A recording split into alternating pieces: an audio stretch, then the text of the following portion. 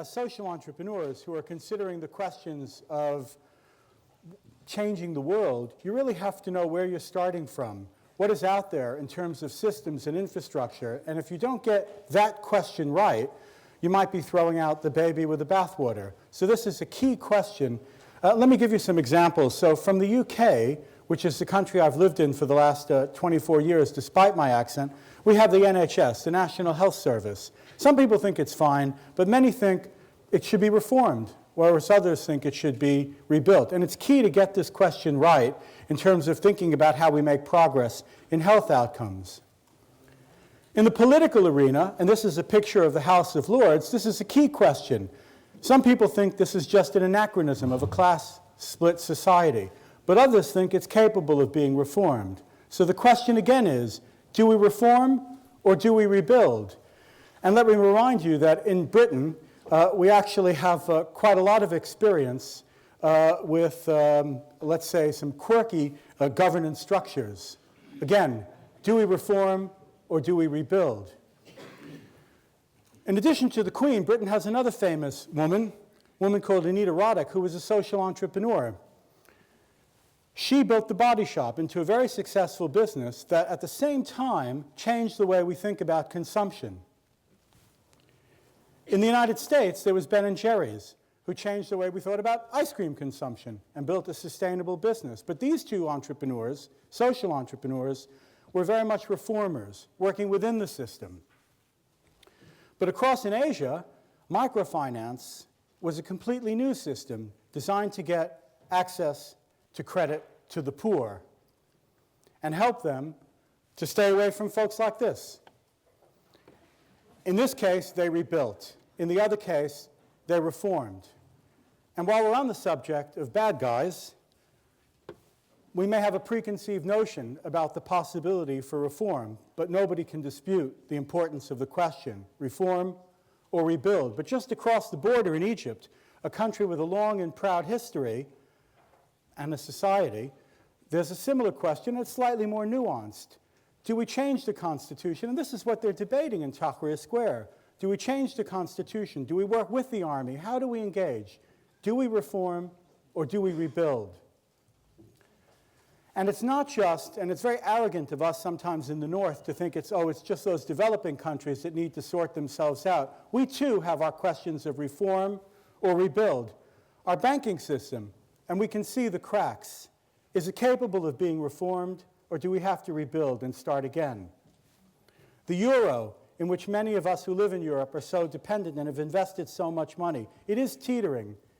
Can it be reformed, or can it be rebuilt? Or should it be rebuilt? We're very fortunate today to have 4 excellent panelists who are going to take us through this question. And I have 3 jobs that I've been given by Victor Dallon from Social Edge, who has told me what I have to do, and I need to do it with your help and with the help of these 4 panelists. I have to keep the session on time. I have to keep these speakers on topic. Exactly. And my third objective is actually to try to get us, I forgot now my third objective. So keep you on time, on topic, and to make this interactive. And to make it interactive, I need your help. So let me talk about what we're going to do. I'm going to finish my introduction, and then we're going to do some bragging sessions. And what I mean by that is, you know how people like us always try to work in our companies and talk about them within the context of answering the question? We're just going to have 4 minutes each of bragging, where we say what's so great about our company and why it's the best thing since sliced bread. Then we're going to have 2 mini panels where we're going to address the question. 2 people here represent the reform camp, and 2 people here represent the rebuild camp. And you in the audience are then going to vote on who made the better case. Not whose organization is better, but who made the better case. And then we're going to turn the tables on you. So those of you in the audience who are going to say, oh, I could have done that so much better. You're going to be invited to come down here, and we're going to have 2 of you come down here and take 4 minutes to make the case for reform or rebuild. So please think about this now. I have not seated the audience, I promise you. So I'm begging 2 of you to come down afterwards. 1 of you make the reform case, 1 of you make the rebuild case, and then we will debate what you said, and then we will vote. Clear? Okay, so now we're going to start with our bragging sessions. And for our first bragger, I'm going to turn over to Rupert Howes, and he's going to introduce himself and brag about himself. But first, I should say that the woman sitting to Rupert's right, raise your hand please, is an incredibly brave woman, Victoria Hale. She stepped in at the very last minute for Connie Duckworth, who broke her leg. So please, I've allowed Victoria to go last, and I may give her a little bit of extra time. So Rupert, over to you. Thank you. My name is Rupert Howes. I'm Chief Exec of an organisation called the Marine Stewardship Council. I'm completely intimidated by this format. Traditionally, I approach these sorts of things with no preparation, and I wing it, as we say in the UK. When I heard about this wacky 4 minutes to brag, and then you stop, and then there's 5 minutes to answer the question, I thought I'd do some preparation. So I'm even more nervous now because I've prepared, which is out of character. But anyway, the Marine Stewardship Council, we run a certification and labelling program for sustainable wild capture fisheries. And that probably conjures up thoughts of certification, accreditation, standards, and probably sounds a little bit dull and boring, but it isn't. I passionately believe the Marine Stewardship Council is a part, and an increasingly effective part, of the solution to tackling the global problem of overfishing and its associated environmental and social consequences. And to put that into context, because a lot of people don't realize that overfishing is a really serious sustainability challenge that the whole globe is facing. The fishing industry, there's a certain romance to it. It's the last global industry harvesting a wild resource for food. 200 million livelihoods around the globe directly depend on this industry. And from a global food security perspective, 1 billion people on the planet depend on seafood for their only or the main source of animal protein. Consequences of overfishing include environmental degradation, damage to the seabed, bycatch of unwanted species, impacts on endangered, threatened and protected species. We are fishing the oceans harder and harder. Production is now at about 100 million metric tons a year, and that's an 8-fold increase just since the 1950s. We have too many boats chasing too few fish, and we have a world that's going to go to 9 billion people and put even more pressure on that very precious and renewable resource. So you can see why overfishing is described by many as perhaps the biggest challenge we face after climate change. My organisation was established in the 1990s in response to the collapse of the Grand Banks cod fishery, a very famous fishery that had been landing hundreds of thousands of tons of cod for centuries. It's actually quite simple. You know, we have a certification program where we attract fisheries on a voluntary basis in to be assessed against a rigorous science-based standard for sustainability. But then critically, we try and link the entire supply chain from the harvest sector all the way through processing and distribution to ultimately all of you in this room as individual consumers by using an eco-label in the marketplace to empower consumers to make the best environmental choice. Now, normally I'd spend about half an hour trying to describe this, so I'm no idea, because I don't even have a watch, how I'm doing on time. 1.5 minutes. 1.5 minutes. Oh, my God. Okay, well, the standard looks at stock health, environmental impacts, and the quality of the management regime. Is that to go or had? To go. To go. I'm going over to my slides now. You have about 20 slides. Yeah. Okay. One thing I really want to get across is there is no silver bullet to the global problem of overfishing. You need public policy reform. You need eradication of pirate fishing. But in a global capitalistic society, a market-based program can work and can make a difference on the basis of working in partnership with the industry, leaders in the industry, with leaders in the conservation community, and the whole supply chain. That's how it's working. What I wanted to just show you there was the pressure growing on fishery resources. The slide shows aquaculture and wild capture. Whole separate story. I need another 4 minutes to talk through farmed fish, so I won't. But I wanted to say where the organisation has got to in 10 years or so of operation. We've basically got 10% of the entire global harvest of fisheries in the programme, either certified or under assessment. That's the growth curve. And that's why I'm convinced that certification and labelling can make a difference. It took us about 7 years to get to the first 50 fisheries. We now have over 300. These fisheries range from big industrial fisheries, big can be as sustainable as small, to small community-based fisheries in the developing world. from the Pacific Ocean to the Arctic Ocean. And I think I'm out of time, which is a real shame. So I'll slide through these pictures. I just wanted to, if I'm allowed 30 seconds on the market. As I mentioned, the strength in the program is partnership, working with stakeholders, and engaging the supply to the harvest end. Equally, whilst we engage with small and large-scale fisheries, we work with the very large, Walmart, and the Boston Seafood Show last week committed to 100% MSC certified seafood for their wild capture fisheries. But equally, this guy here, who is my nearest MSC certified fishmonger in the south coast town of Hastings, who passionately believes in providing certified sustainable seafood choices for his customers. The growth in labeled products, we're on a growth trajectory. All of you have a part to play in this. You can be part of the solution by demanding sustainable seafood choices when you go shopping. I'm out of time. Thank you. Thank you.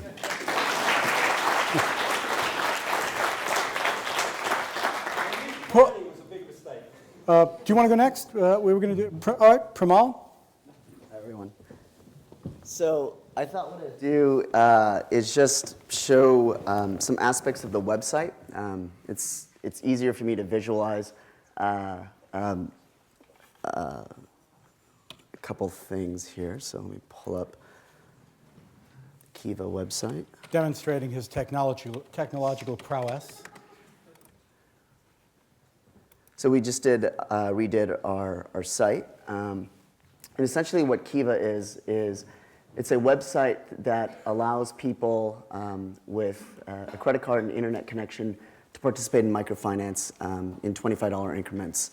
And what we do is these entrepreneurs, and now we're going into other markets like student loans and green, these entrepreneurs are receiving loans from microfinance organizations around the world. Kiva today works with 140 microfinance institutions in 57 countries. And essentially, one thing that's happening is there's as we heard yesterday, there's 3,500 microfinance institutions. Some estimates say that there's 10,000 of them, and it's growing quite quickly.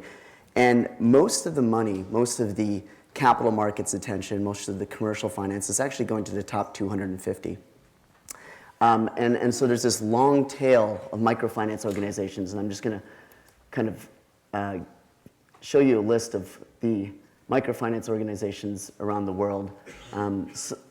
Some of you guys, for example, Martin Burt, who's here, is at Foundation Paraguaya. They've been on Kiva for 46 months, and they've raised $5.7 million from the internet community. But there's a whole list of organizations, and many of these organizations actually have less than 10,000 clients. And because they haven't hit a certain size, they're not yet on the radar screens for the commercial capital markets. And so what happens is that they can only grow at a certain rate because there's a limited availability of funds. And it's seen as too risky to invest in many of these organizations. So I'm going to pick one. There's one, for example, in Sierra Leone. And that organization is called SMT. And Sierra Leone had a civil war for a decade, ended in 2002. There was aid that came in, but there wasn't a lot of commercial investment that has come in. And this organization, SMT, essentially was growing quite slowly, less than 10,000 clients. Kiva came in and made the first loan to this organization. And the reason why we could do this is because the internet community, we feel, are different from banks. When you get this connected experience on Kiva, you're willing to take more risk, you're willing to be more patient with your capital, and you're willing to supply it, in Kiva's case, at 0% interest. And the proof point of that is every 6 days now we're raising about $1 million on the website from the internet community.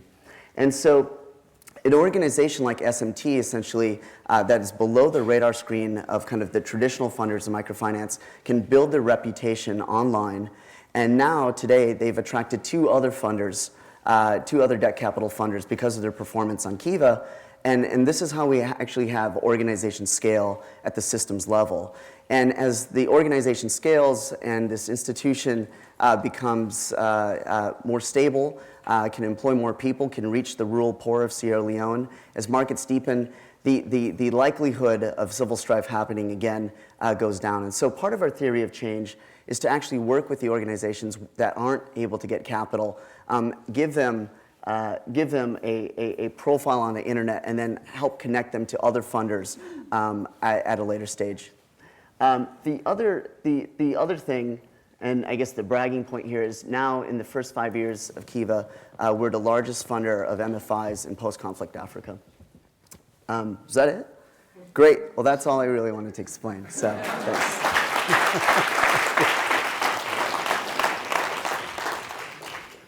Okay, Paul Rice from Fairtrade USA. You feel the hook? Paul, you have 4 minutes. Yeah. You want to do it from there? Yeah, I'm good here. So, like all of you, I have a passion for social justice and sustainable development. And so fresh out of college, I chose to act on that by going off to Nicaragua. I spent 11 years working with farmers in the mountains of Nicaragua. And a lot of that time I spent working on one international aid-funded project after another. And those projects failed. In my experience, the aid-based approach doesn't usually help farmers develop their own capacity to solve their own problems. In fact, more often than not, I think we just recreate dependency on aid. And we certainly didn't help farmers learn how to think about the market and how to be successful in the global marketplace. So toward the end of my time there, I had a chance to shift gears. I started Nicaragua's first coffee export co-op. And we started exporting our coffee to these crazy buyers here in Europe who called themselves fair traders and who were willing to pay us over $1 a pound for our coffee at a time when the middlemen in the communities in Nicaragua were paying 10 cents a pound. Now, our farmers were 1-acre farmers producing a ton of coffee per year. So instead of getting a total cash income for the year of $200, they were getting $2,000. As you can imagine, that allowed us to build a movement. And so over the next few years, we organized 3,000 farmers all over northern Nicaragua. We pooled our coffee, we milled it as a group and added value. We went direct to the global market and got a huge price premium from both the fair trade market and eventually the gourmet coffee market and the organic markets. And that income, in turn, allowed us to transform our communities. We not only helped families stay on the land and put food on the table, we helped keep kids in school. We developed high school scholarship programs. High school is a luxury in so much of the developing world. We had health training programs. We brought clean drinking water into villages for the first time. Things that otherwise villages would have waited for government or for NGOs to come and do for them. We had savings and loan programs in the villages. We went organic. In short, this incredibly rich and strong process of sustainable development, and none of it funded by aid, right? All of it a result of direct market linkage and fair trade. So that experience totally changed my view about the market. And I went from seeing the market as the problem to seeing the market as perhaps the most powerful lever for change that we could hope to have. That led me back to the States and to Fairtrade USA. So the organization that I run, Fairtrade USA, is kind of the hub and the catalyst for the broader fair trade movement in the US. Fair trade today is one of the most rigorous standards we have for sustainable agriculture. And it's the only standard that guarantees that farmers get more money as a result of that transaction. So we work with over 1.5 million farmers around the developing world. And when they meet the fair trade criteria in terms of farming practices, they get certified. And they get recertified every year. And that makes them eligible to sell to any fair trade buyer in Europe or North America. Those buyers, in turn, commit to paying above market prices to support sustainable agriculture and sustainable livelihoods. The role of my organization is first and foremost to certify product. So we actually create a chain of custody audit that tracks product from that farm in Brazil or India all the way to your retail shelf. And that gives you as a consumer the assurance that when you see that fair trade certified label on a package of coffee or a bunch of bananas or a bottle of wine, you know that that came from a sustainable farm.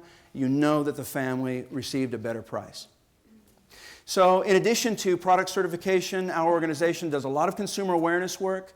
We also work with farmers around the world in capacity building programs, helping train farmers in how to be stronger and more successful and competitive business people. Fair trade is no longer small business, 30 seconds.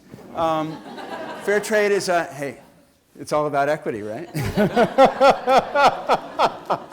So fair trade is a $4 billion business globally. It's a mainstream phenomenon in Europe. It's been around here for 40 years. In the US, it's only a 12-year-old phenomenon, so we're following in Europe's footsteps. But our key indicator of success, which is above market income back to farmers, is perhaps the best social return on investment metric that we have. Last year alone, fair trade globally delivered over $100 million in above market pricing back to farmers around the world.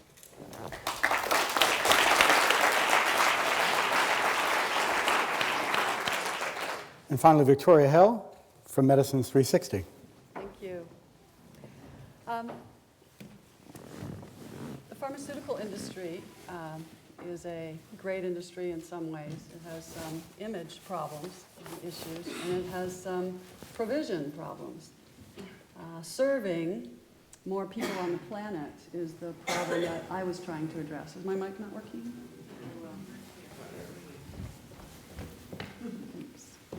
So serving more people on the planet is what I am trying to do, trying to get the pharmaceutical industry to do as well. Because regardless of what you believe about medicines, pharmaceuticals, when the shit hits the fan, so to speak, and you're really in a bad place, or a member of your family is, we all need these medicines. They're our essential medicines, and we count on them. And everyone in the world should have them, regardless of their ability to pay. There's a paradox in industry, and that is it makes so much money. It is so profitable. Okay? You would think that, well, there's all the money there that it would be needed, right, to take care of more people on the planet, to provide more medicines to those who can't afford to pay. But it is the paradox element of it. It is that because the profits are so high, people within pharmaceutical companies, I've had pharmaceutical executives say this, we can't allow our teams, particularly of the best people, to be focused on diseases that are not profitable. We just lose too much money, right? So there needs to be another way. So rebuilding parts of the pharmaceutical industry is what I've been trying to do over a few years. So first with One World Health and neglected tropical diseases, funded by philanthropy, a ton of philanthropy, right, to develop drugs, hundreds of millions of dollars. And now Medicines 360, working with contraception and reproductive health, also beginning with philanthropy, but evolving the model to be one that is self-sustaining, to control sales ourselves, not by actually doing the sales, but licensing, and licensing with a marketing partner for commercialization, and developing drugs, unlike in the first company, visceral leishmaniasis, cholera, malaria.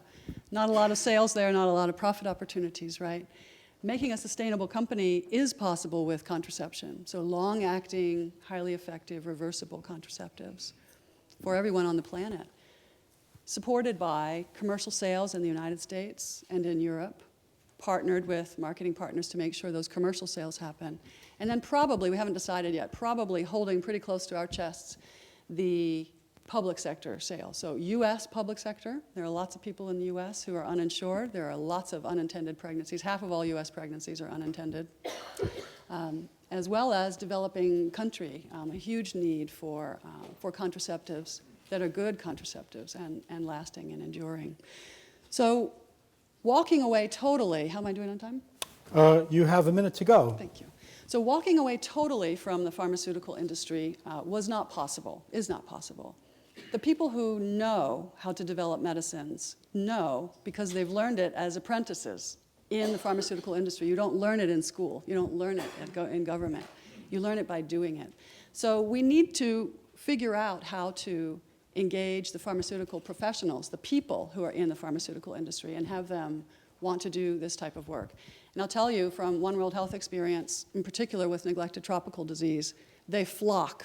They really want to figure out how to do something good, spend some years of their life doing it, or jump into a nonprofit pharmaceutical company. So that pull is not needed. There's really too many professionals. There are not enough such organizations within the pharmaceutical sector. What about a nonprofit pharmaceutical sector? Is that what we need? Absolutely. That is self-sustaining. So let's call it hybrid or social business. And can this be done? Absolutely it can. Victoria, I'll give you an extra minute. Thank you. I might only need 20 seconds. The generics industry, okay, came to be in the United States because the pharmaceutical industry, had patents and kept prices high on branded products, and the United States needed to, and around the world, needed to make products more affordable, right? And the pharmaceutical industry has thrived despite the generics industry. Now that's another story because the blockbusters are all going generic, right?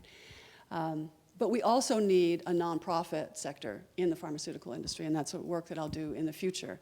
That's because some diseases have been totally abandoned. Some conditions have been totally abandoned by industry. They're just viewed as not profitable. Thank you.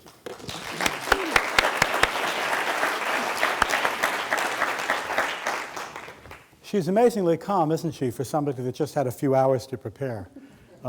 I want to thank all the panelists for actually putting up with this very strange structure. I'm going to take 2 minutes to brag about ClearlySo.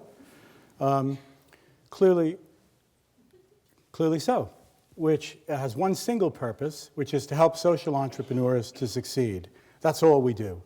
And the way we set ClearlySo up was actually to look at the market I used to know. I used to be living in rooms like this when I was in the investment banking world. Everything seemed to work so well, at least we thought so. You know, typical businesses, in order to do what they needed to do, had banks and venture capitalists and all sorts of people to help them.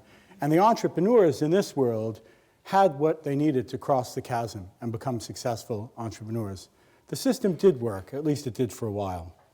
But when we looked at the situation for social entrepreneurs, the picture actually looks slightly different. So this is the picture that our social entrepreneurs face. And they don't have that infrastructure that they need to be successful. So what we do at ClearlySo is provide it. This is where we saw our opportunity to take some of the skills that some of us have had from the other world and actually bring them to this world. So what do we actually do?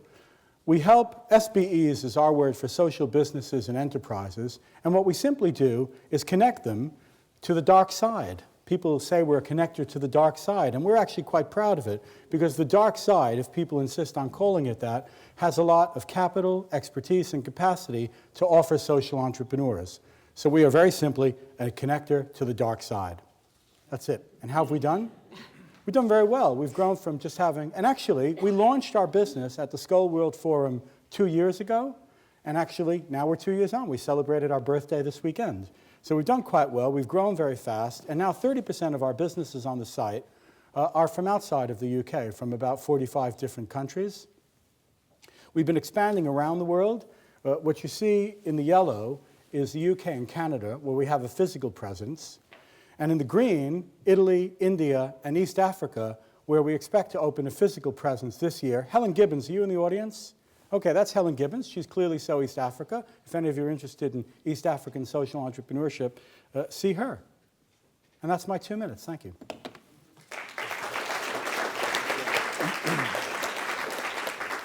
Now remember, I'm counting on you to step forward and be volunteers. We're just about to start the next phase of the discussion, which is the mini panels. Each of the speakers is going to get 5 minutes to defend why they either chose the reform route or the rebuild route, and then you're going to have 10 minutes to ask questions and vote. But I want some of you to be thinking about how you could do it even better. I'm going to start with you, Rupert, right? You're going to talk about, I think, reform. Yeah, maybe. I think this was a difficult question, so let's assume that, as I think there is an assumption, that the MSc is working to reform the existing global seafood market. So starting on that basis and determined to prepare for this, I sort of pontificated as I wandered around Oxford and came up with 4 main reasons. I think the first is the historic nature and the complexity of the global seafood business. And this is, I think people have been trading fish pretty much from the beginning. There's talk of the Roman legions being fed on bluefin tuna as they expanded their empire. The Vikings would never have got from Norway to Iceland to Greenland to Canada if it wasn't for fish and seafood trade, which fed them all the way across the Atlantic, which is the range of the Atlantic cod. So nations have been born, empires have been won on the back of the seafood trade. Those relationships run deep, and many of those historical trade patterns are still mirrored today. Some buyers, in my own country here in the UK, the Waitrose is one of the up-end top retailers, a bit like Whole Foods in the States. Their seafood buyer's been in post, I think, for 20, 25 years. He is still buying Atlantic cod from the same Icelandic companies that he's done for the last quarter of a century. So those relationships are deep and have gone on for many, many, many years. I mean, the other facts, actually, you really must read this fantastic book called Cod, The Biography of a Fish That Changed the World by Kalansky. So seriously recommend that. He talks about the Basques fishing cod, again, off the eastern seaboard 1,000 years ago and feeding Northern Europe. And it was the collapse of that very fishery that led to the formation of my organization. So history, scale as well. Seafood is the most traded primary commodity in the world. It's quite remarkable, more than coffee, tea, and cocoa combined. And half of that fish is coming from the developing world. It's changing as well. China, if I had 10 minutes, I'd talk about China a bit as well. China is very, very important now for those seafood trade, and it's getting bigger. History, scale. The other thing is emergence of leadership within the seafood industry, that business as usual is no longer an option. And indeed, back to the formation of the Marine Stewardship Council, our founders were the international conservation group Worldwide Fund for Nature, WWF, but also Unilever, who at the time owned brands like Bird's Eye Igloo, they owned Gorton's in the States. And for them, when the Grand Banks cod fishery collapsed in the early 90s, it was a wake-up call. No cheap, plentiful supplies of frozen white fish, no Captain Birdseye, no Captain Igloo, no profits. I mean, to me, that's the personification of a business dimension of sustainable development, enlightened self-interest. Those resources had to be managed sustainably. They're not unique. I mean, there's leaders from harvest sector, process sector, retail sector, food service sector that all recognize that there's actually a moral and ethical dimension to all of this and a business imperative to make sure that fishery resources are managed on a sustainable basis. So there, you know, there's pushing on an open door and the basis of forming cross-sectoral partnerships, which are so critical to deliver this transformation. Fourth reason is, I think, the model of certification and labeling as a mechanism to engage and transform markets and to deliver real change had already been proven. We've heard from Paul about the fair trade movement that's been going in Europe for over 40 years. That's delivering real practical change. WWF, before they set up the Marine Stewardship Council, had actually established the Forestry Stewardship Council. And again, certification and labeling was leading to changes in the way some forests were being managed around the world. So my first thought in responding to this question was, historical reasons, scale, leadership, recognizing the need for change, and a proven concept. But then, as I thought a little bit deeper and wine settled in at dinner at Exeter College last night, I thought, well, are we really reforming markets, or are we, and when I say we, I mean the collective sustainable seafood movement, because there is no one organization, it's a collective movement. Perhaps we are genuinely creating a new market. And I reflected again on the Hastings fishery. I showed you the picture of Sonny with his Dover sole and herring and mackerel that he was selling in Hastings. And that's a small community-based fishery that was certified to the MSC standard. On the back of that certification, they won new business, they won new markets, and they got a price premium selling into Holland, a country that has committed 100% to certified sustainable seafood within 5 years. 30 seconds. 30 seconds, oh no. So I also think, so I guess I'm going to hand it over to the audience to decide, are we reforming existing markets, or is the collective movement creating a new market for certified sustainable seafood choices? And I think you could argue it both ways.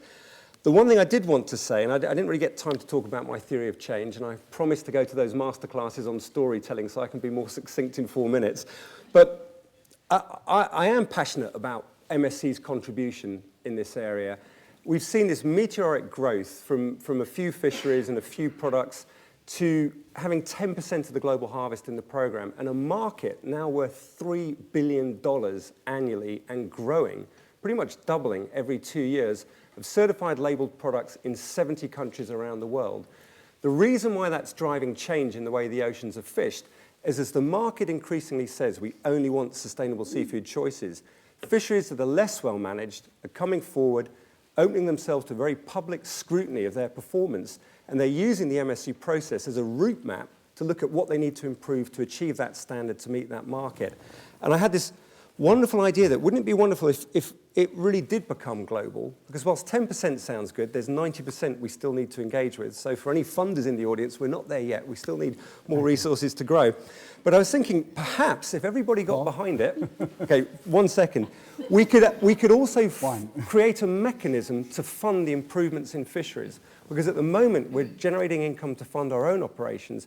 But if people paid more for the label, if consumers said, yes, we're going to accept the internalisation of those externalities, we've got a fund to pay for fishery improvement. Thank you. Thank you for your indulgence. Premal, rebuild. Well, I think to frame Kiva within, I guess, defending, rebuilding a market, perhaps the new market that Kiva is part of rebuilding or showing the world as possible is that there is a space between hyper-capitalism or commercial rates of return investment and then donations. And there's this middle space here. Kiva calls it connected capital. And on the Kiva website today, you'll see 90,000 people a day coming to the website. And you know, what they're looking for isn't how can I make the most of my money? And I think a lot of people are drawn to the fact that they get their money back. So it's a 0% interest loan that you're making on Kiva. There's a 98% repayment rate. And then 94% of the money that gets repaid every month stays in the system and just recycles. And so it's this middle space that when we were first starting out, people said, well, you know what, that's not a donation, it won't work. You know, I want to get a tax receipt. That's really important to me. It's philanthropy. Or people said, oh, it'll never scale because there's no rate of return. So it's a horrible, in fact, your return on Kiva is -2%. So what's going on here? And I think there's this third dimension. So people talk about the double bottom line, the financial rate of return, the social rate of return. And I think the third axis here is this idea of connection or the user experience.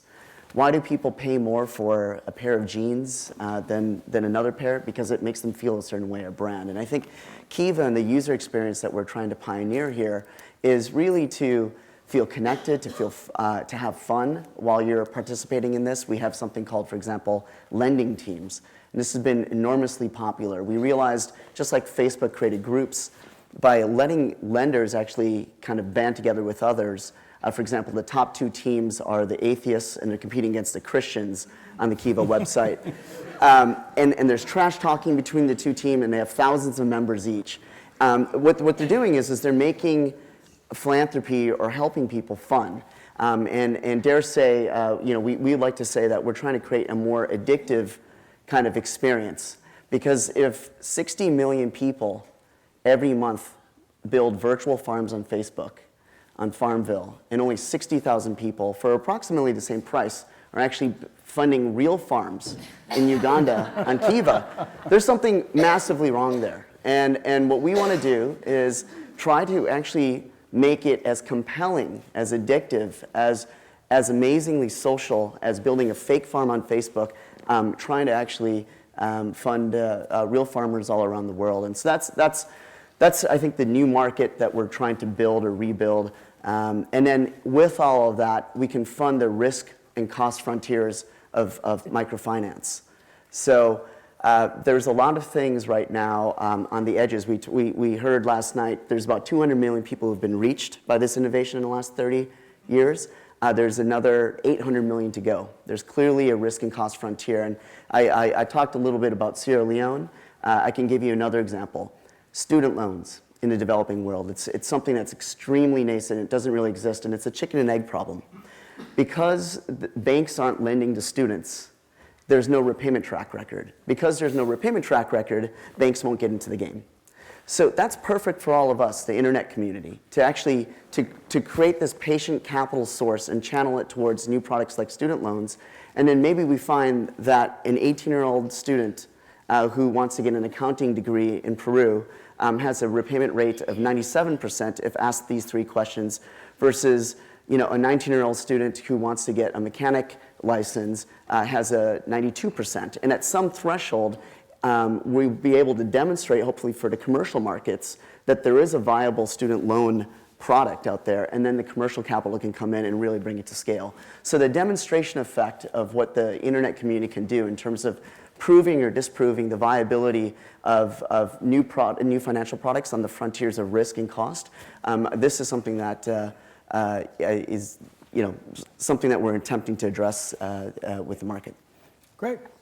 Thank you. Early.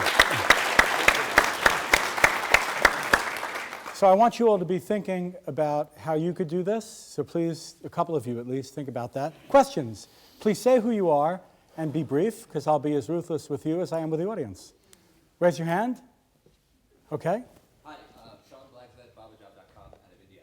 My question is actually for the Marine Stewardship Council and Fair Trade USA, which is how do we get, there's a market demand that exists in Europe and North America right now, but where most of the upcoming demand is in China, India, Africa, and places where the middle class is really growing in those countries. But yeah, I lived in Bangalore for the last 7 years. I go to my local supermarket. There's no certification to be had anywhere. And so I'm wondering, how do you go into these places where the middle class is really rising, where we see demand coming up, and get these practices and the certification practices into those countries? Both of you. Go ahead. Start. Okay, it's a great question. This conference is all about large-scale change, and MSC is unashamedly ambitious. We want to engage with the global industry and catalyze global transformation. And to do that, especially in the fishing industry, you've got to engage in China, Asia-Pacific, and the developing world. In part, it's a question of resources. You need a lot of resources and investment to get into these countries. But it's also about being smart and timely. And I think it's interesting. It's a very timely question because MSC has just celebrated its 10th anniversary. We're in the process of developing a new strategic plan, which will look absolutely at that question of how do we get into China. But initial thoughts are that through these partnerships we've built with global retailers, they all have stores in Asia Pacific. That's the big growth area for them. Carrefour is a bigger food retailer than Walmart. They're committed to certified sustainable seafood. Walmart's committed. So I think we want to work with them and through them to actually engage. But I think we're also going to have to engage with governments much more effectively in these countries. Just my last point is this isn't just a European and North American phenomenon. We opened an office in Japan 2 years ago, and we've been amazed at the interest in sustainable seafood issues. The whole issue of scarcity has woken consumers up to the fact that there are limited resources. Those middle-class consumers in China are buying a lot of the fish that used to go into Japan. And we've now got Japanese fisheries coming into assessment and leaders like Aeon, a Japanese retailer, doing all they can to raise awareness of the MSU program and sustainable seafood. So yes, we need to get there. We need resources and planning. So hint to funders. Premal, Just a little one. question really on certification. You mean Paul? No, I actually meant you. I mean, because the people at the end have to kind of be verified, maybe from that perspective. But I wanted to have you take that, and then if you want to take it, Paul, as well. Sure. So I guess one question is how do you know that that person on the other side that you're seeing on the Kiva website is real, that they actually got the money that's stated on the website, that they indeed bought this sewing machine, that the repayment term is indeed 14 months. And one thing that we do, our certification process, is we do random sampling. And the way we do that on a very small budget at Kiva is we have the Kiva Fellows Program. It's a volunteer program that so far there's been over 350 people who have kind of taken 3 months to a year off of their jobs. It's like a mini Peace Corps program. We'll train them in the San Francisco offices. There's 4 classes a year, and then we ship you out to one of 58 countries. And through kind of doing a random sample, that's one way that we can actually verify if the data on the website is accurate or inaccurate. Great. Paul, do you want to take that on brief? Okay, we'll leave Paul for later. Yes, sir, you with the orange and blue tie. Marylebone Cricket Club, I think. To Paul Rice. Paul, I know you've done... Okay, sir, with respect, do you mind if we hold off on the questions for Paul until after he's spoken? And could the audience kindly keep their questions, if they don't mind, to Rupert and Premal for just now, as they're the ones who've just spoken? Sorry, forgive me. That person right there, and then I'll pass this one to you. If you could pass this back to that lady. Thank you. Yeah, Jeremy Leggett from Solar Century and Solar Aid. So my question is for Premal. I found your presentation, and of course I subscribe to Kiva, really inspiring. And I guess I've moved over the course of 10 years in energy and finance from reform to rebuild by dint of experience. And so my question is, if we can take what you're doing and what other people are doing innovatively, peer-to-peer lending in debt and all the rest of it, as a kind of template for beginning to disintermediate these financial institutions that are causing so much havoc in our world, what are your thoughts about how we can do it across the rest of the value chain? So, for example, venture capital, bonds, and in the equity markets. Well, for those of you who don't know, Jeremy runs a very successful UK-based solar energy company. Premal. Well, I get really excited about this trend of crowdfunding. There's a new company a couple of years old called Kickstarter. And now Kickstarter is raising $1 million every week, and they fund, basically, they allow the internet community to fund creative projects. So a band that's starting up, a startup that's trying to get started. Again, this used to be the domain of VCs. And what's really interesting about this model is that it's not a donation. You get no money back. But I just, for example, helped kickstart a business that is trying to sell sandals. It's a couple of guys that are making kind of a sustainable sandals, essentially. And in exchange for me backing them $25, I'm going to get a pair of sandals shipped to me. So it's actually a new form of commerce. Instead of buying something, I'm actually supporting the original producer, and then they're sending me a free trial. Or if I support a band, they're going to write me into a song. And so there's so part of it is rethinking kind of new ways of value exchange using this crowdfunding model. I think there's so many industries. Where's the P2P insurance company for health insurance? Why, when you can disintermediate and allow people to get this connective experience, I think you can bring down costs for the receiver and create an amazing experience for the person who's trying to provide. Great answer. Some other questions? Yes, you have the mic already. Yes, I'm Liu Yan from Shanghai. Really fascinating talk from Kiva. My question, the argument about instead of playing Farmville, that you donate money to build a real farm. This is really amazing. And what is can you elaborate what exactly you have done to create this kind of wonderful user experience and to make it so addictive? Do you create games or any other addictive things and to connect people? What do you do? So the fundamental thing that's happening with Kiva is as technology proliferates and as the cost of actually recording what's happening through flip cams, digital photography, there are amazing practitioners out here who do amazing things every single day, really hard work, loan officers in microfinance. All we're doing is equipping them with kind of storytelling equipment. And then they're telling these stories and posting them up onto the internet. And then just by seeing kind of people's stories, people connect in this incredible way. But one of the ways that we can, I think, make the site more compelling, put some more game mechanics on it, is imagine if you could actually get badges and rewards. So you hear about being the mayor of a certain town on Foursquare. Well, what if there was the 4 basic food groups badge at Kiva, where if you lent to a business in meats, one in dairy, one in fruits, and one in vegetables, you get this little badge, and then you can publish it out to your Facebook feed. There's just a million ideas like that. If we can bring that to philanthropy, I think it's just going to make it much more engaging for folks. Thank you for the question, but how do you make what you do fun, Rupert? How can you, Kiva's naturally suited to this. Can you make what you do fun and exciting? That was a terrible question.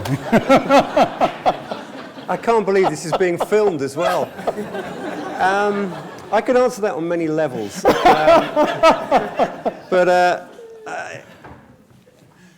It's really hard to know how to even start on this one. There's a passion and energy in what we do. I'd argue it is fun. The issue that I'm working on connects all of us. It's food, it's livelihoods, it's integrity and function of marine ecosystems. Whether you work in the industry, enjoy the oceans, this connects it all and connects it on a global basis. And despite ridiculous hours, pressures and challenges that I wasn't able to cover in the 4 minutes I was allocated, I really enjoy what I do. And I think... I guess my question was really... I've off the point, sorry. Obviously, I'm sure what you do is a lot of fun, but how can you bring in the gaming aspect of some of the points, like, he was even talking about the food group, so there are things like that you could do at MSC. There are.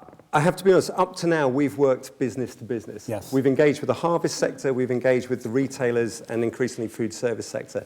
That is the next stage of evolution for us, is to move from business to business to business to consumer. And I have to say, I'm going to be looking at the expertise around me to help us with that.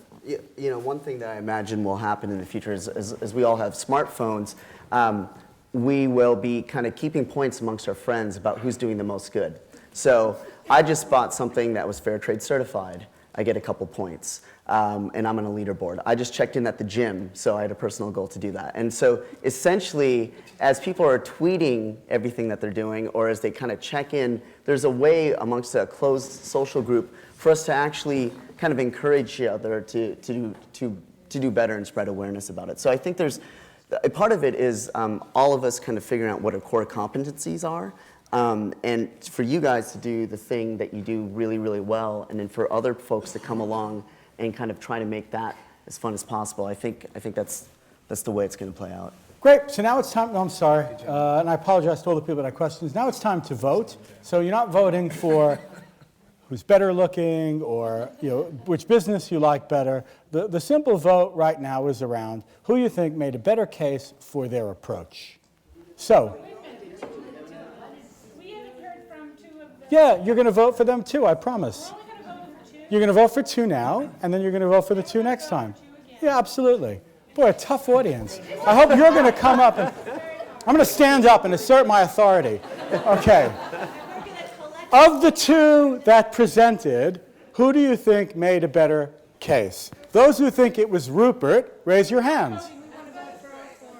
You don't want to vote? Victor, qu'est-ce que j'ai fait? All right, audience decides. So you all said no. Fine. Yeah, I'm so happy. Thank you. The audience is king. Okay, we will. Sorry? The markets vote. I'm sorry, the markets have voted. What we're going to do now is turn to our other two speakers, and they will make their case for reform or rebuild, and then you will or won't vote. But one of you will definitely come down here if I have to drag you down and talk about why you chose to reform or rebuild. Is that clear? Okay. Paul, Okay. 5 minutes. So I think globalization is at a really interesting juncture. I think what drove kind of the last 30 years of globalization was basically corporations based in the north, shipping jobs overseas in search of cheap labor and low environmental standards. And what companies are increasingly discovering today is that that's not sustainable, right? You can't build a long-term sustainability if your supply chain is at risk. And so we're in a really interesting moment in which sustainable supply chains is coming to the fore, and everyone from the CEO to the junior buyer is realizing that the shell game that was once international buying is no longer working. And so I would argue that fair trade is a great example of how interests have aligned in order to make the model thrive for farmers and for ecosystems, right? First and foremost, companies. So what do companies get out of fair trade? Well, they get greater transparency into global supply chains. They get greater visibility into where the money that they're spending is actually going, right? I mean, you look at a company like Starbucks. Starbucks depends on high-quality coffee.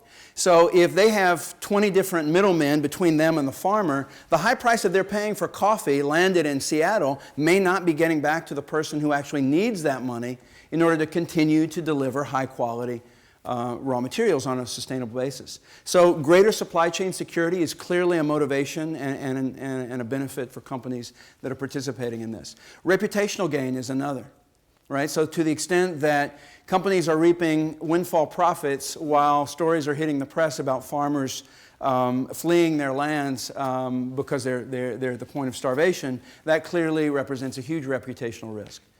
Brand is linked to long-term shareholder value. Clearly, companies are looking to position themselves as on the right side of history rather than the wrong side of history. And finally, I would argue that there's this emerging consumer segment called the conscious consumer who's increasingly looking for better products and products that have social and environmental values. And so there's an opportunity for companies to tap into those, into that consumer segment with something like fair trade. What's in it for farmers? Well, obviously farmers through fair trade or through sustainable supply chains are accessing greater sources of income and are able to take care of the land in a more sustainable way for future generations. So there, the benefit is self-evident. What's in it for us? What's in it for consumers? You know, I think most people are aware of the world's social and environmental problems. We just don't feel like we know what to do. We don't feel like our voice is heard. We don't know how we can make a difference. But, you know, we all eat, right? Most of us drink coffee or tea, we eat bananas. Most of us, you know, I mean, we all wear clothes. Well, except some people back in Berkeley, California, where I live. But, right, I mean, we all buy stuff. So if you can turn the act of a cup of coffee or a banana into an act of grace and goodwill, if you feel like through a cup of coffee you can reach halfway across the world and help keep kids in school, that's a very empowering notion. And I believe that that is what is driving this broad, responsible shopping movement that we are a part of. And so clearly there's something in it for everyone, and I would argue that that is at the core of any effort to reform or build a new market. It is that notion that bringing together disparate actors that perhaps once were at odds into a model in which everyone wins is the key to success. You know, I think that is the emerging model of globalization. The old model pitted profitability against sustainability.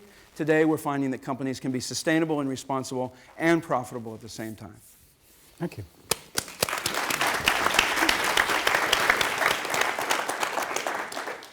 Victoria. Is my mic working? Yep. Yes, okay. Let me begin with an example that you may think is a bit unusual, but this is why a nonprofit pharmaceutical sector needs to exist, and nonprofit pharmaceutical companies. You all know the birth control pill, right? Oral contraceptives. 50 years old now, 51 years old this year.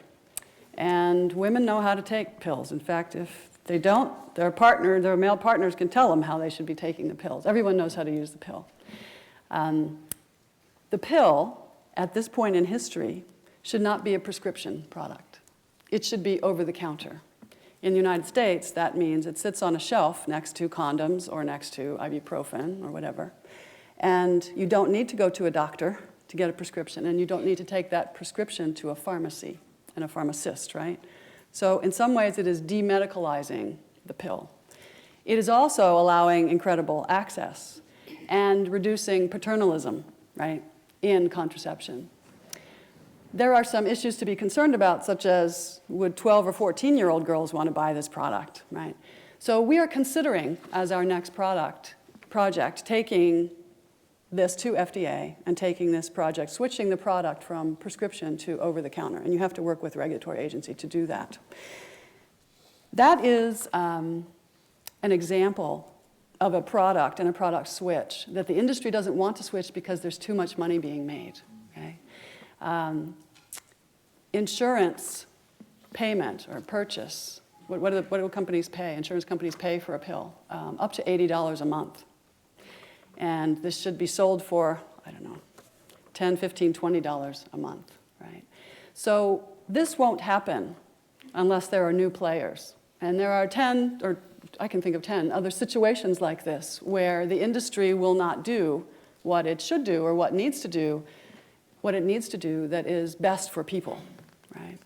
So with that in mind, let me, in the interest of time, conscious consumers is what Paul was speaking of. People want to like their pharmaceutical companies. People want to like any companies that they buy products from.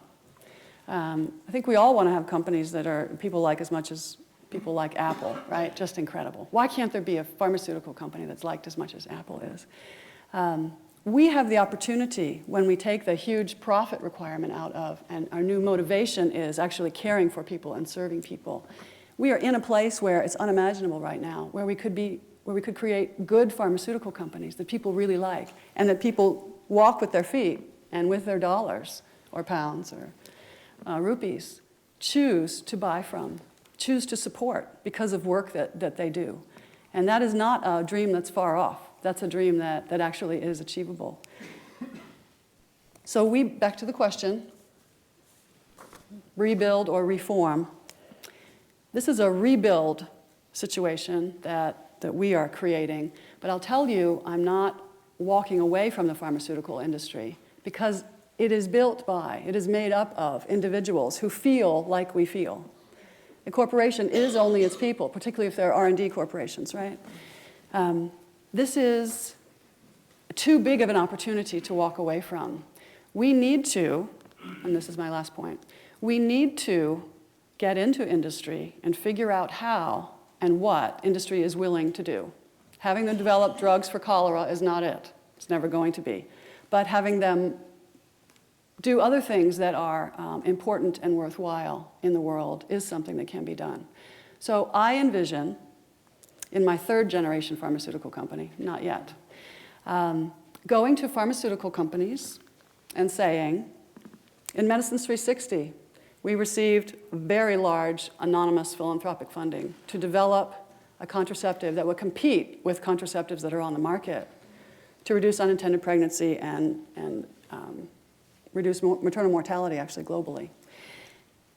We could raise the same funding and come into your market and develop a product similar to what you have and compete with you.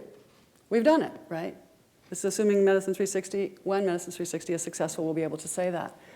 Or what we could do right now is talk about how you, pharmaceutical company, are going to supply the public sector. So what do you want us to do? Here's a carrot and here's a stick. We'll go do it. We're bringing in the revenue now where we can, and there are philanthropists who want, in some diseases and some indications, to do that. So here we go. Let's go. Let's figure out how to do public sector provision and developing world provision. Okay? Maybe we'll do it for you. Maybe we'll do it in partnership. We're not taking away your profits in the West. You have those. You just need to treat more people, take care of more people. Maybe in the US, my last point, product liability is huge, right? Multi-million-dollar lawsuits. Maybe we need to offer, and go to Congress and offer for public sector provision, protection from these big liability cases. But this is why a nonprofit pharmaceutical sector needs to exist, so that it has power and can make things happen. Thank you.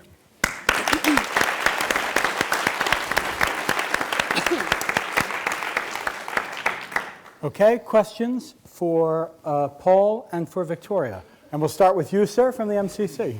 My name is Jerry Hildebrand from the Global Center for Social Entrepreneurship at the University of the Pacific in Stockton, California.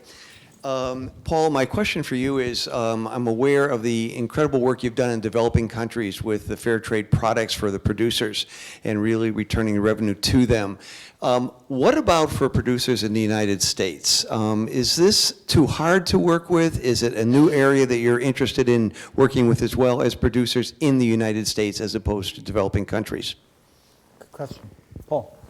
Thanks, Jerry. You know, historically, fair trade was conceived as a model in which consumers in the global north would partner with producers in the global south, and that was kind of the end of the story. And what we're finding today is that both industry and stakeholder groups are coming to us and saying, why these artificial divisions?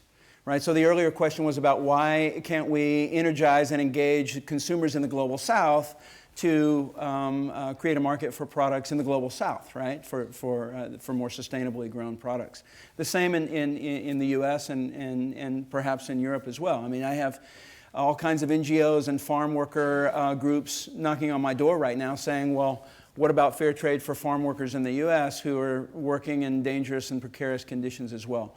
And retailers, for that matter, find the division artificial, right? I can certify bananas from Mexico, but I can't certify strawberries that are grown in Watsonville but harvested by Mexican immigrants. So I think you'll find that, you know, fair trade as a model will evolve over the next few years to open up to farms of all sizes, all products, and all geographies. And actually, we're already going beyond agriculture. So last year, we took our model from farm to factory for the first time. We started certifying fair trade apparel. And right now we're piloting in 7 factories in India and Peru with a new apparel standard that essentially doubles the wage of the seamstress in the proverbial sweatshop. So I think the model is definitely applicable to different setups anywhere in the world. Great. Before I take the next question, it'll be from this woman there. If you could pass the mic right down. I've decided also to throw a bottle of red or white wine into whoever it is that's going to come down here and talk about their social enterprise and defend what you're doing from a reform versus rebuild standpoint. So, no. We'll stick with it for a little while, and then we'll destroy and rebuild. Ma'am, you. Hi, I have a question for Victoria. You started up the debate by saying that you would want to demedicalize contraception and other medications, but that does come with certain risks. Actually, just this morning on television, they were debating whether self-testing kits for diabetes, prostate cancer, was leading to people being able to buy these things over the counter, self-diagnosing themselves, and then never having medical follow-up, in particular in developing countries where people don't have the health awareness that maybe we have here.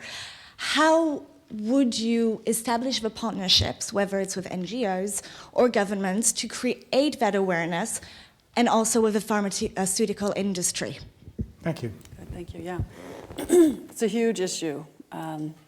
Education, right, and awareness. Anytime a new medicine is brought to market, particularly if it's a prescription medicine, it's the sales and marketing force of the company, right, who's responsible for education. And in the United States, direct-to-consumer advertising as well. You see advertisements on TV or in magazines.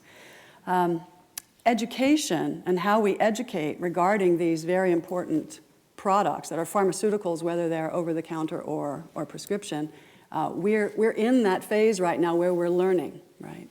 And we need to pay more attention to it, treat it more significantly, more seriously, and what is at the core and rate limiting in the US, I think is less of an issue here, is scientific illiteracy, right? Or low scientific literacy among the US population in general. So it's going to be a long process, and it involves people taking responsibility for not being intimidated by, right, and wanting to know how and know more and how things work and why. But regulatory agencies do need to play a bit of a role in terms of what is over-the-counter and what's not. In the US, there is one product, Plan B, the morning after pill, that is in a third category. It's not prescription or over-the-counter. It's not even a legal category.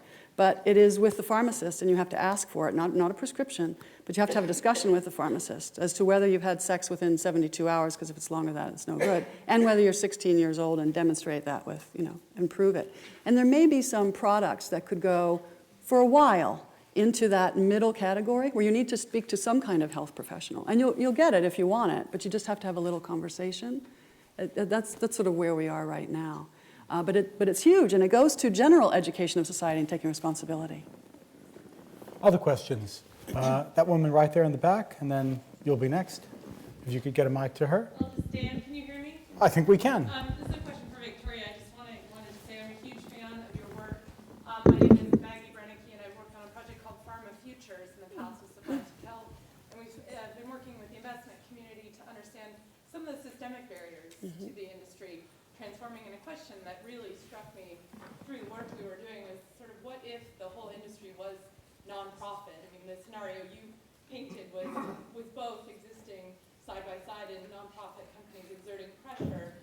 I just wondered, whether it's possible or not, what your thoughts on a entirely nonprofit model for the industry. Wow, that's great. I would say that's not what I'm trying to do here. I think that we need a variety of motivations in the different sectors that develop products. R&D is expensive, research and development, right? And there are some organizations that do it better than others. We need organizations to take big risks if we want first ever treatments for, let's say, rare disorders, or let's say cervical cancer. There's a whole new treatment where you don't need surgery, right?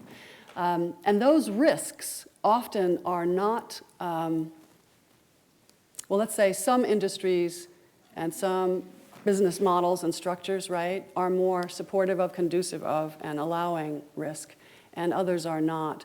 So I believe there needs to be, keep this generic sector, although generics are way too profitable. I think the prices should be reduced.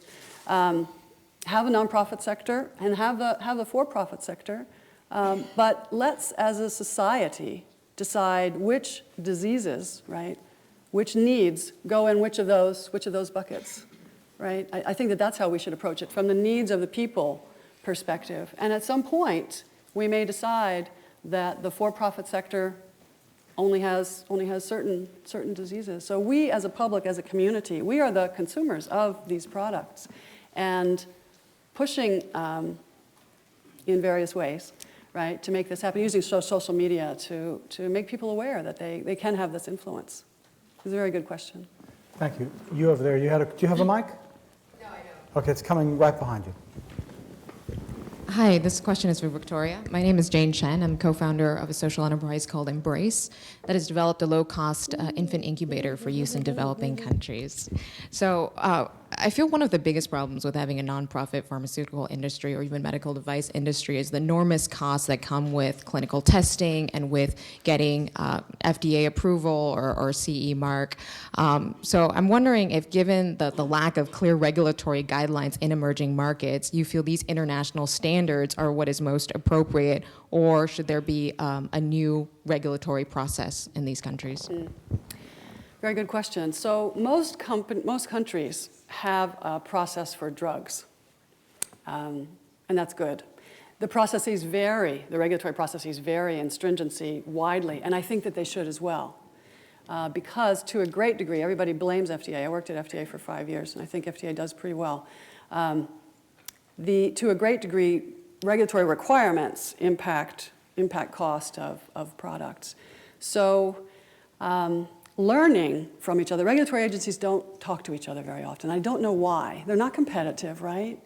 There are cultural and historical reasons why that happens. But I think just talking to each other and understanding what is important in certain societies at various times, and it changes in the U.S., right? How important is drug safety, right, in the United States? After a big realization and they pull drugs off the market, then it's suddenly important. I'm not getting to your question. Okay. Does anybody have a question for Paul? After, let's speak. Sir, is your question for Paul? Well, I'd like to give. Oh, what a nice guy. Do you have one for Paul? Oh, great. Let this woman ask us. Actually, let's hear the Victoria question. No, it's equity, Paul. I want to get, and this will be the last question, and there won't be voting.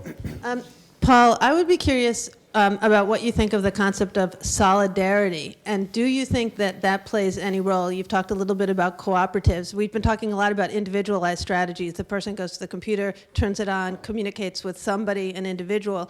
But I think, are we talking about ways that people can group together, have interrelationships with one another, and participate in the market very successfully? Love to hear what you think. You're thinking about on the market side as opposed to the production side, right? No, in general, what do you think of this idea of solidarity capitalism? I just coined that phrase 5 seconds ago. Yeah, it's a really interesting idea. I mean, clearly the solidarity among farmers is key to their success, right? I mean, most of the farmers that we work with, over 1 million of the farmers that we work with, are 1 acre or 2 acre farmers.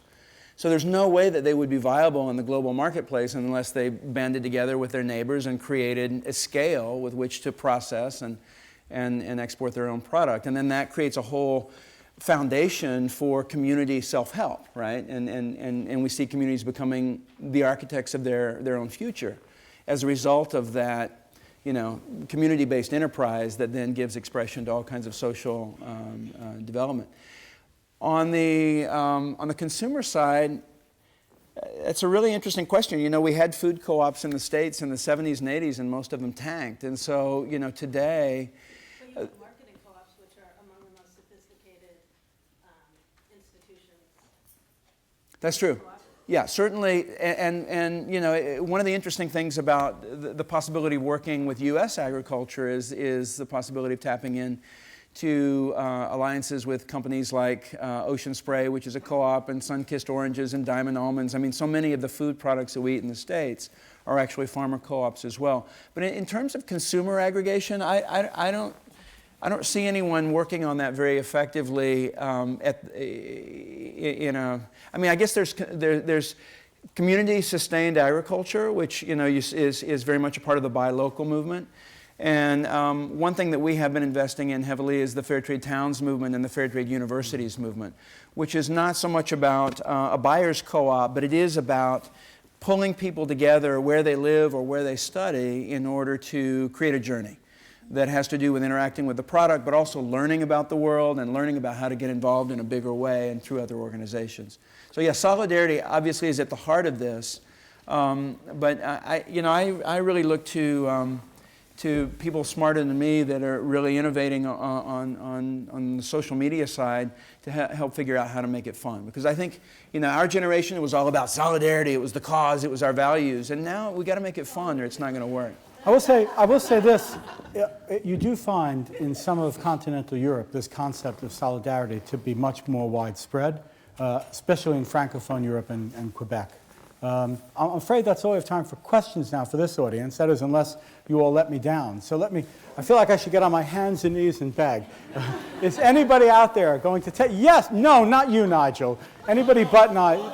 Well, we've had a lot of Anglo-Saxon, Nigel, if it's going to be you, it's going to be you. But I'd like to give, so we have 1, 2, you get, anybody else? Okay. The issue with Nigel is Nigel Kershaw. Right, up there. Great. What was the other one? You have 3. a lady up there. One of the best recognized names in the UK, but he's very well known, and we're not going to give him the platform. In particular, ma'am, so I would like to have somebody who's not from the United States or the United Kingdom. Are any of you not from the United States or United Kingdom? Right. Spain. You're Spain? I've got an English accent.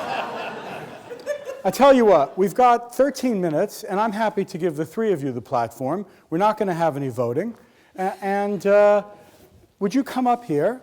You from Spain, and you. Come on up.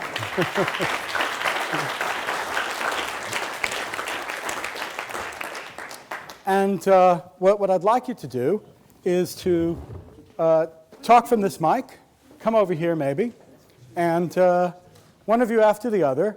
I'll give you 3 or 4 minutes and just talk about what your social enterprise does and why it's in the Reform or Rebuild camp. And we're first going to talk to Kristen Kim. Kristen, you have 4 minutes. Okay, I'm originally from Korea, so I hope that counts. I'm with a group called Sansori, which is creating a new paradigm for higher education. And we are looking to change, transform the learning model, the infrastructure cost, and the outcome of higher education. Learning model, the model that we've inherited from back in 11th century is highly focused on subject matter expert model. And we want to introduce more contextual, peer-to-peer learning and action-oriented learning. Infrastructure cost, at least in the US, the true cost of top liberal arts education is approximately $100,000 US per person per year. We want to bring that down to $13,000 a year. And outcome. Most graduates of many, many great institutions, once they graduate, they're in the quandary of having to find jobs and forge a path for their career. Our program is designed so that at the end of their educational program, students are launching their own social enterprises. So it's a new model, and personally, I have worked for Harvard, Yale, Oxford, and Stanford. And I have decided to create a separate entity for 2 reasons, freedom and speed.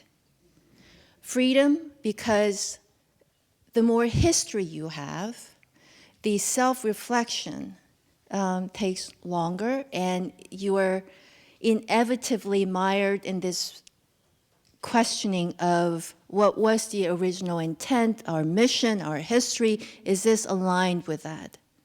I wanted to be able to be free from that kind of time-consuming navel-gazing exercise, and to experiment and to evolve from that experience. So it's for the reasons of freedom and speed that I created a separate entity. Thank you.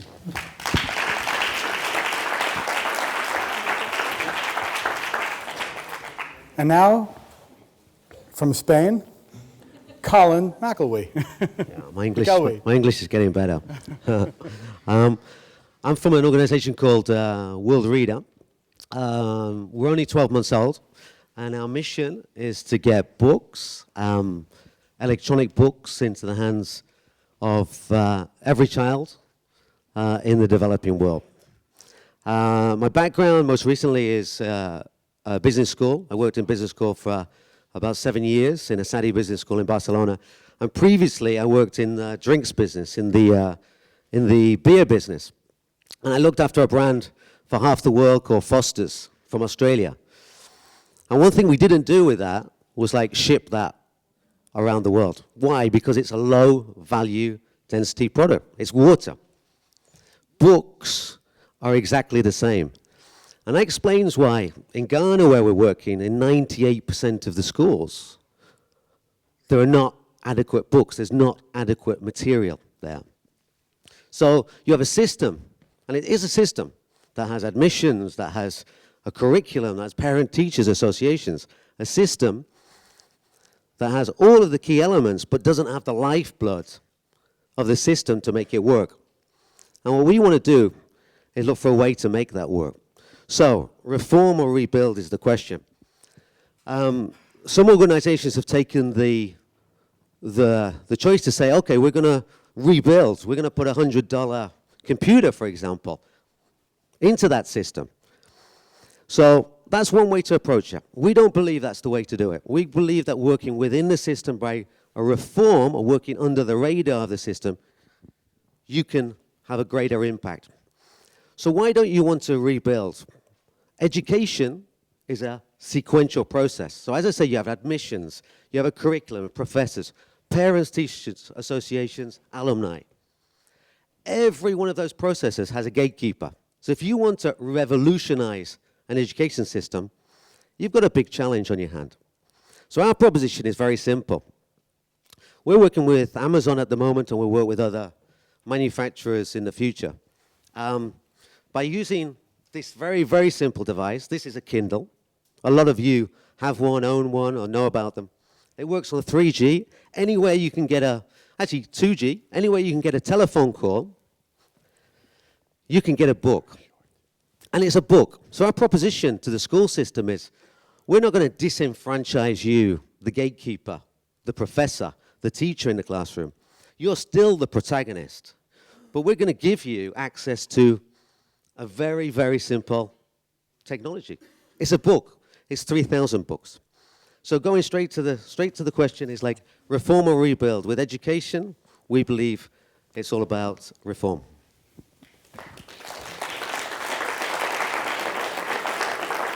We started 10 minutes late, and we're going to end about 6 minutes late, so we'll pick up a little bit of time. I've asked the last speaker, who is Wingham Rowan. I know you, Wingham. This wasn't a plant. I only realized. And he is going to do 2 minutes, and then give me 30 seconds to thank everybody, and you can have your lunch. Wingham. Okay, we have absolutely got to rebuild markets, and the reason is that there is so much inequality in markets at the moment. Imagine you're a trader on the proprietary desk at JP Morgan or Citi. The market you use to trade trillions of potential economic assets every day is unbelievably sophisticated. It finds you opportunities. It does all the counterparty matching in hundredths of a second with the most complex trades imaginable. It tells you where your next profitable opportunity is, and so on. Now imagine you're at the bottom of the economic pyramid. What markets do you have?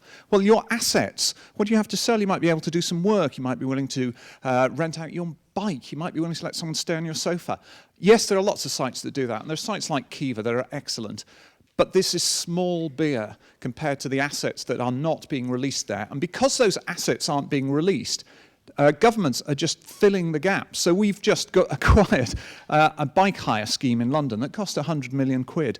Come on, there are tens of thousands of bikes across London that aren't needed every day, with people who would like to get the money that would come from trading them.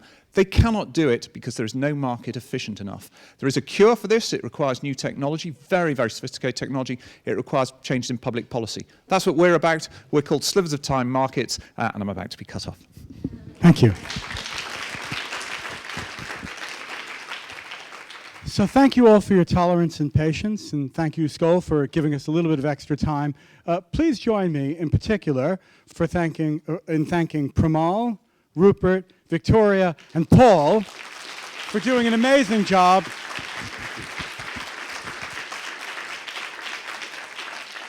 With a difficult new experimental format. Thank you, Kristen, Colin, and Wingham for winging it. And thank you as an audience for being so terrific and patient. Have a good day.